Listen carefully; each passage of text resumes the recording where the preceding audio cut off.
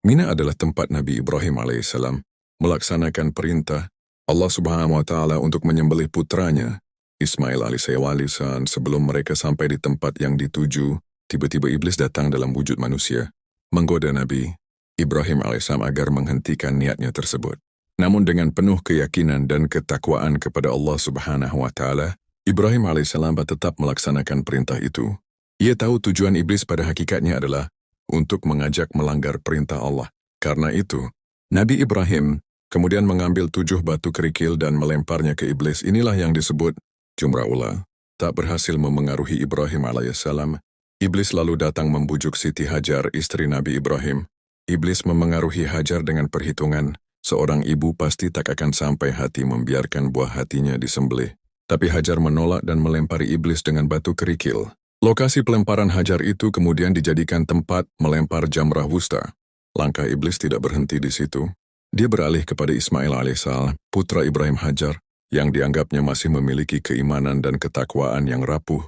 Tapi Ismail ternyata juga menunjukkan perlawanan. Ia kukuh memegang keimanannya dan yakin dengan sepenuh hati akan perintah Allah Subhanahu wa Ta'ala. Ibrahim, Siti Hajar dan Ismail lalu bersama-sama melempari iblis dengan batu kerikil, yang kemudian diabadikan menjadi lemparan jamrah Aqabah. Allah Subhanahu wa Ta'ala pun memuji upaya Nabi Ibrahim dan keluarganya karena dianggap berhasil menghadapi ujian.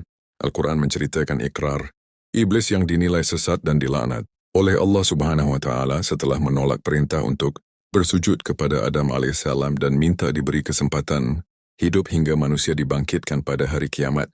Allah Subhanahu wa Ta'ala berfirman, "Ida iblis yang berkata, ya Tuhanku, oleh karena engkau telah memutuskan bahwa aku sesat, aku pasti akan menjadikan kejahatan terasa indah bagi mereka di bumi.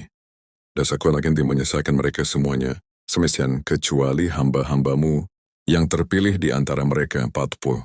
Al-Hijr melontar jamrah mengingatkan jemaah haji bahwa iblis senantiasa berusaha menghalangi manusia melakukan kebaikan. Nabi Muhammad SAW mengingatkan, sesungguhnya setan mengalir pada manusia di tempat darah mengalir dalam dirinya. H.R. Bukhari, Muslim dan Abi Daud. Inilah simbol perlawanan sepanjang umur manusia terhadap setan. Melontar jamrah adalah simbol kutukan kepada unsur kejahatan yang sering membinasakan manusia. Melontar juga mengisyaratkan tekad kuat untuk tidak lagi melakukan aktivitas yang mendatangkan bahaya kepada diri sendiri dan masyarakat. Lemparan jamrah harus dilakukan dengan benda padat berupa kerikil.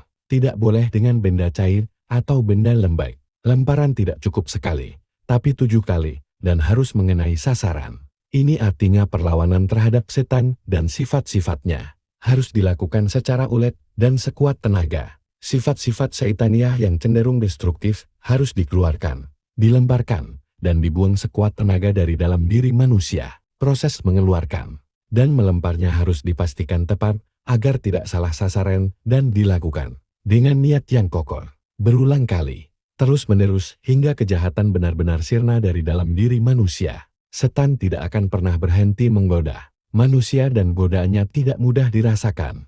Karena itu, hanya orang-orang yang hidup ikhlas sajalah yang akan mampu menanggulangi godaan setan itu.